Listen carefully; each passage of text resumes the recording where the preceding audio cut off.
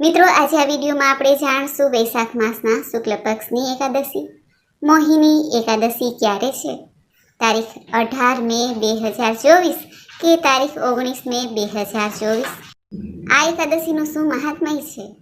જે એકાદશીનું વ્રત ખાસ કરીને ભગવાન નારાયણના જેટલા પણ અવતાર છે તેમાંથી એક સ્ત્રી રૂપ ધારણ કરેલું એવા ભગવાન નારાયણના મોહિની રૂપની પૂજા થાય છે.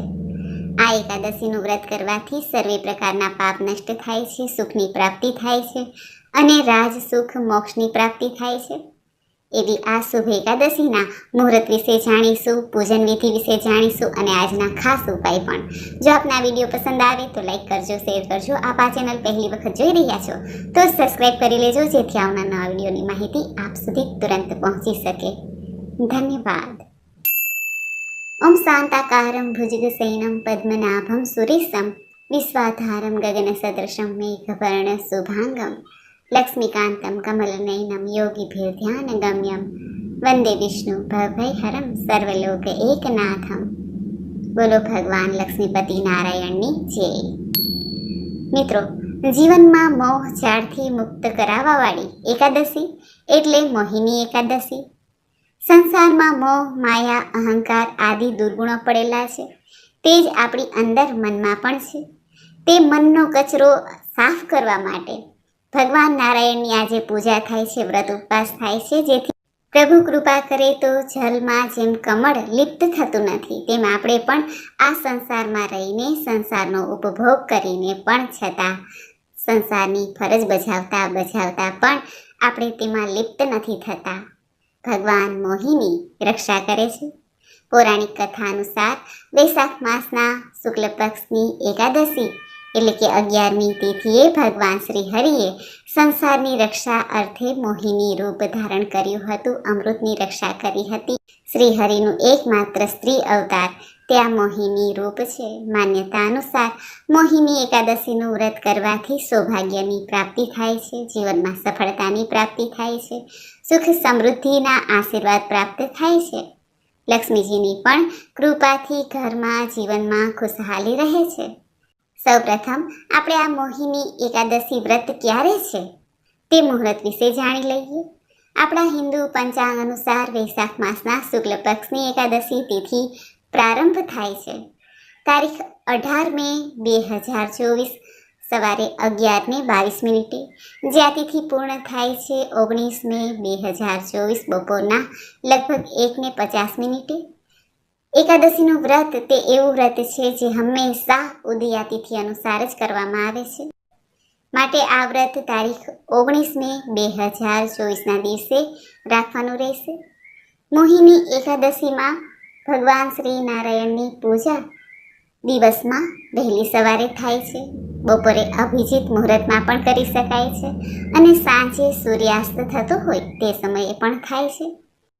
આ મોહિની એકાદશીના દિવસે શુભ યોગ પણ છે, અમૃત યોગ છે, વજ્ર યોગ છે, સિદ્ધ યોગ છે. માટે આ એકાદશીનું જે ભક્તો વ્રત કરશે અથવા ભગવાન નારાયણનું પૂજન કરશે તેને સિદ્ધિની પ્રાપ્તિ થાય છે. જે ભક્તો એકાદશીનું વ્રત કરે છે તેઓએ પારણા પણ કરવાના હોય છે. પારણ અર્થાત આપણે જે વ્રતનો સંકલ્પ લઈએ છીએ તે વ્રત પૂર્ણ કરાય છે.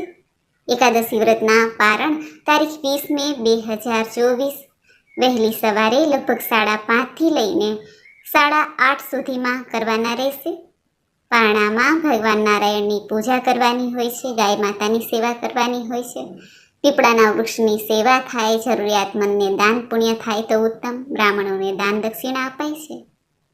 ધર્મશાસ્ત્રમાં બતાવેલું છે કે એકાદશીનું વ્રતનું પાલન કરવાથી સર્વસિદ્ધિની પ્રાપ્તિ થાય છે અને અંતે મોક્ષની પ્રાપ્તિ થાય છે. દરેક સમસ્યામાંથી મુક્તિ મળે છે જો શ્રદ્ધાપૂર્વક આ વ્રત રાખવામાં આવે. ભગવાન નારાયણને પ્રિય એવી આ એકાદશીનું વ્રત છે, જે મહિનામાં 2 વખત આ એકાદશીનું વ્રત આવે છે. એક તો સુદ પક્ષની અને વદ પક્ષમાં. બંને પક્ષની જે 11મી તિથિ છે તે ભગવાન નારાયણને સમર્પિત છે. આપણા ઋષિ મુનિઓએ પાપ પુણ્ય, સ્વર્ગ નર્ક આદિનો વિચાર ધ્યાનમાં લઈને મનુષ્યને સારા માર્ગે ચાલવા માટે, સારા કર્મ કરવા માટે વ્રત, જપ, તપ, ઉપવાસનું જે સૂચન આપેલું છે તેમાં એકાદશીનું મહાત્મ્ય ઘણું છે. આ એકાદશીનું જો વ્રત ન થાય તો પણ ભગવાન નારાયણનું પૂજન કરી શકાય છે. પૂજન ન થાય તો મંદિરે જઈને દર્શન પણ થાય છે. દર્શન પણ ન થાય તો દાન પુણ્ય કંઈક ને કંઈક કરવું જોઈએ. શ્રી રામજીએ પણ આ મોહિની એકાદશીનું વ્રત રાખ્યું હતું. પૌરાણિક કથા અનુસાર એકવાર શ્રી રામજી મહર્ષિ વશિષ્ઠજીને કહે છે, હે ગુરુવર, જનક દુલારી સીતાજીનો વિયોગ મને બહુ કષ્ટ આપે છે અને આ કષ્ટોનું નિવારણ કેવી રીતે કરવું, કોઈ ઉપાય બતાવો. ત્યારે ઋષિએ શ્રી રામજીને વૈશાખ માસના શુક્લ પક્ષની મોહિની એકાદશીનું મહત્વ સમજાવ્યું. આ દિવસે જે ભક્તો ઉપવાસ કરે છે, ભગવાનની નજીક રહે છે, ચાહે તન મન કોઈ પણ રીતે, તે મોહજાલમાંથી મુક્તિ પ્રાપ્ત કરે છે. ઋષિ બોલ્યા, દુઃખી મનુષ્યએ આ એકાદશીનું વ્રત, ઉપવાસ અવશ્ય જ કરવો જોઈએ, જેથી મનનું સમાધાન થાય છે. વ્રત કરવાથી મનુષ્યના દરેક પાપ નષ્ટ થાય છે. આ એકાદશી ઉનાળામાં આવે છે, ભર ઉનાળો હોય છે, ત્યારે દાનનું પણ ઘણું મહાત્મ્ય છે.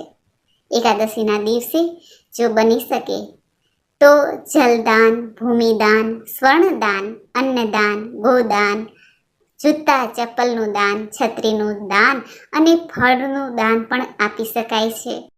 અધિક પુણ્યની પ્રાપ્તિ થાય છે. 1000 ગોદાન સમાન ફળ પ્રાપ્ત થાય છે. એવું મહાત્મ્ય છે આ મોહિની એકાદશીના વ્રતનું. હવે આપણે જાણી લઈએ આ મોહિની એકાદશીના દિવસે આપણે પ્રભુની પૂજા સેવા કેવી રીતે કરીએ. આ એકાદશીના દિવસે સવારે વહેલા ઉઠીને સ્નાનાદિથી પરવારીને સ્વચ્છ વસ્ત્ર ધારણ કરવા જોઈએ. ત્યારબાદ આપણા ઘરના મંદિર પાસે આવીને ઘરના મંદિરની સફાઈ કરી લેવી જોઈએ અને પ્રભુની કોઈ પણ મૂર્તિ હોય, ફોટો હોય, ચિત્ર હોય તેની પૂજા સેવા થાય છે. ખાસ કરીને આ દિવસે ભગવાન નારાયણના મોહિની રૂપનું ધ્યાન ધરવું જોઈએ. ભગવાન વિષ્ણુને જો મૂર્તિ હોય તો સ્નાન કરાવવું જોઈએ, પંચામૃતથી, ગંગાજળથી, યમુના જળથી કે પછી સાદા જળથી પણ સ્નાન કરાવીએ તો ભાવ ગંગાજળનો રાખવો જોઈએ. ત્યારબાદ ભગવાનને સાજ શૃંગાર ધરવા જોઈએ. સુંદર વસ્ત્ર અલંકાર આદિ ભગવાનને પહેરાવા જોઈએ. ભગવાન વિષ્ણુને પીળા પુષ્પ, અક્ષત, માલા જેમાં તુલસી માલા હોય છે, ભગવાનના શ્રી ચરણોમાં 2 તુલસી દલ અર્પિત કરવા જોઈએ. મંત્રોચ્ચાર કરવો જોઈએ. ભગવાન નારાયણના કોઈ પણ મંત્ર આપણે જાપ કરતા હોય, આપણને આવડતા હોય તે જાપ કરતા કરતા પ્રભુની સેવા કરવી જોઈએ. અને ત્યારબાદ પ્રભુની સામે શુદ્ધ ઘીનો દીપક પ્રગટાવવો, આરતી કરવી અને પ્રસાદમાં જે ભોગમાં આપણે ફલ ફલાદી રાખ્યા છે તે પરિવારમાં વિતરણ કરવા જોઈએ અને થોડી પ્રસાદી આપણે પણ લેવી જોઈએ. એકાદશીનું વ્રત તે ભગવાન શ્રી નારાયણને સમર્પિત છે, માટે ભગવાન શ્રી નારાયણનું પૂજન કરવાથી પણ લાભ પ્રાપ્ત થાય છે જો વ્રત ન કરી શકીએ. હવે આપણે જાણી લઈએ કે એકાદશીના દિવસે આપણે વ્રત કેવી રીતે કરવું. એકાદશીનું વ્રત કરવાનો સંકલ્પ આપણે પૂજા દરમિયાન કરવાનો હોય છે. એક ટાઈમ ભોજન સાંજના સમયે લઈ શકાય છે અને ઉપવાસ પણ કરી શકાય છે. અને જે ભક્તો વ્રત નથી કરી શકતા તેઓ પણ ભગવાનની સેવા પૂજા તો અવશ્ય કરે, મંદિરે જઈને પણ નમન કરી શકે છે. આ ઉપરાંત વ્રત ન કરનાર પણ પ્રભુનું જો મનથી સ્મરણ કરે, ઉપવાસ કરે, જેને કહેવાય છે આપણે પ્રભુની નજીક રહીએ, તે પણ એક વ્રત છે. મનથી, શારીરિક રીતે કે માનસિક રીતે આપણે પ્રભુની નજીક રહીએ તે જ સાચું વ્રત છે. ભૂખ્યા રહેવાથી વ્રત થાય, પુણ્ય પ્રાપ્ત થાય એ માનવું મિથ્યા છે. અત્યારના યુગ પ્રમાણે કે જ્યારે શરીર સાથ નથી આપતું, ચાહે ઉંમર કોઈ પણ હોય, બધાના શરીરમાં કોઈ ને કોઈ તકલીફ તો હોય જ છે. વ્રત ન કરી શકીએ તો મનમાં દુઃખ થાય, એ દુઃખ ન થવું જોઈએ. એવું માનવું જોઈએ કે આપણને જો પ્રભુ શક્તિ આપે તો આપણે વ્રત અવશ્ય સુખપૂર્વક કરીએ અને નહીંતર જમતા જમતા પણ હરિનામ લઈએ. જમવામાં સાત્વિકતા રાખવી, માન્યતા છે કે એકાદશીનું આ વ્રત કરવાથી, એકાદશીના દિવસે ભગવાનની પૂજા કરવાથી અસીમ સૌંદર્ય અને તીવ્ર બુદ્ધિની પ્રાપ્તિ થાય છે. આ દિવસે વ્રત કરવાથી સૌભાગ્યની પણ પ્રાપ્તિ થાય છે. વ્યક્તિત્વમાં આકર્ષણ, તેજ ઉત્પન્ન થાય છે. ભગવાન નારાયણનું આ એવું મોહિની રૂપ છે જેમાં સુંદર સ્ત્રીનું પ્રભુએ રૂપ ધારણ કર્યું છે, જેમાં અસુરો મોહ્યા અને મહાદેવ પણ મોહ્યા હતા. એટલા માટે તો ભગવાન શ્રી નારાયણને મોહન કહેવાય છે, કે જે સૌનું હૃદય મોહી લે છે. માન્યતા છે કે આ વ્રતના પ્રભાવથી મનુષ્ય સંસારના મોહ જાળમાંથી મુક્તિ પ્રાપ્ત કરે છે. ઘણી વખત આપણે ખુદ જ આપણા શત્રુ બનીએ છીએ. આપણે આપણા સંસારમાં એટલા ગૂંચવાયેલા રહીએ છીએ કે આપણે આપણું કલ્યાણ જ ભૂલી જઈએ છીએ. ત્યારે પ્રભુનું આ મોહિની રૂપનું સ્મરણ કરવું જોઈએ. સમસ્ત પાપ, ક્લેશ, દુઃખ દૂર થાય છે. શાસ્ત્ર અનુસાર સંસારમાં એકાદશી વ્રત સમાન ઉત્તમ કોઈ વ્રત નથી. આ એકાદશીનું મહાત્મ્યનું શ્રવણ પઠન કરવા માત્રથી જ પુણ્યની પ્રાપ્તિ થાય છે, અને આ પુણ્ય 1,000 ગોદાન સમૂહ પુણ્ય પ્રાપ્ત થાય છે. મોહિની એકાદશીના દિવસે દૂધથી બનેલી કોઈ પણ મીઠાઈ ભગવાન વિષ્ણુને અને માતા લક્ષ્મીને સમર્પિત કરવી જોઈએ. માતા મહાલક્ષ્મીને લાલ વસ્ત્ર સમર્પિત કરવા જોઈએ. આમ કરવાથી આર્થિક સ્થિતિમાં સુધારો થાય છે. મોહિની એકાદશીના દિવસે તુલસીની સામે શુદ્ધ ઘીનો દીપક પ્રગટાવવો જોઈએ. 11 પરિક્રમા માતાની કરવી જોઈએ. આમ કરવાથી પણ પાપ નષ્ટ થાય છે, પ્રભુની કૃપા પ્રાપ્ત થાય છે. વૈશાખ માસ છે, ગરમીની સિઝન છે, માટે આ મોહિની એકાદશીના દિવસે પશુ પક્ષી માટે પાણીની વ્યવસ્થા અવશ્ય કરવી જોઈએ. પ્યાવ પણ લગાવી શકાય છે. કોઈ આગંતુક, કોઈ મુસાફિરને આપણે જલ પણ પીવડાવી શકીએ છીએ. આ ઉપરાંત દાન શું કરવું? તો અત્યારે દાનમાં અન્નદાન સર્વશ્રેષ્ઠ છે. જૂતા ચપ્પલનું દાન, છત્રીનું દાન સર્વશ્રેષ્ઠ છે. આ ઉપરાંત આપણે ધનનું દાન પણ દઈ શકીએ છીએ. આ દિવસે ભગવાન વિષ્ણુનો સહસ્ત્ર નામ પાઠ કરવો જોઈએ, ગીતાજીનો પાઠ કરવો જોઈએ. જે વિવાહ યોગ્ય યુવક યુવતીઓ છે તે શ્રી હરિને પીળા પુષ્પ અર્પિત કરે અને મોહિની એકાદશીના દિવસે પ્રભુ પાસે યોગ્ય જીવન સાથીની પ્રાપ્તિ થાય, મનોવાંછિત ફળની પ્રાપ્તિ થાય એવી પ્રાર્થના કરે તો પ્રભુ જલ્દીથી પ્રાર્થના સાંભળે છે. આ એકાદશીના દિવસે પીપળાના વૃક્ષની સેવા પૂજા અવશ્ય કરવી જોઈએ. પીપળાના વૃક્ષમાં, થડમાં સર્વ દેવી દેવતાનો વાસ છે, પિતૃઓનો વાસ છે. માટે એકાદશીના દિવસે પીપળાના વૃક્ષનું પૂજન કરવાથી, સૂતરના દોરાથી 7 પરિક્રમા કરવાથી, જલ સિંચવાથી, દીપદાન કરવાથી પિતૃઓની પણ કૃપા પ્રાપ્ત થાય છે, દેવોની સાથે સાથે. એકાદશીના દિવસે આપણે જો કોઈ શુભ કાર્ય ન કરી શકીએ, કોઈ શુભ કર્મ કરી ન શકીએ, તો કોઈના જીવનમાં આડું ન આવવું તે નિયમ અવશ્ય લેવું. કોઈના જીવનમાં આડો પગ ન નાખવો, કોઈની નિંદા કુથલી ના કરવી, કોઈને અપશબ્દ ન બોલવા, અને કોઈના જીવનમાં કદી કષ્ટ કે પીડા થાય એવું દુષ્ટ કર્મ ન કરવું. કારણ કે આ બધા કર્મો પાપના ભાગી બનાવે છે, આપણા પુણ્યને હરી લે છે, અને ફરી આપણે એવા ને એવા થઈ જાય છીએ. જેમ ગંગાજીમાં સ્નાન કરીએ તો આપણે પુણ્યશાળી બની જઈએ છીએ, અને ફરી ઘેરે આવીને આપણે એને એ જ બધું રિપીટ કરીએ છીએ જે પહેલાં કરતા હતા. ફરી પાપિયા બનીએ, ફરી ગંગાજીમાં વારંવાર સ્નાન કરવા થોડું જવાય છે. અને ગંગાજી પણ કેટલો મેલ ધોવે, એમ આપણા કર્મોનું ફળ આપણે ભોગવવું જ પડે છે. પ્રભુ ક્યાં સુધી આપણી રક્ષા કરે? આમ તો શ્રી હરિ નારાયણ ભક્ત વત્સલ છે.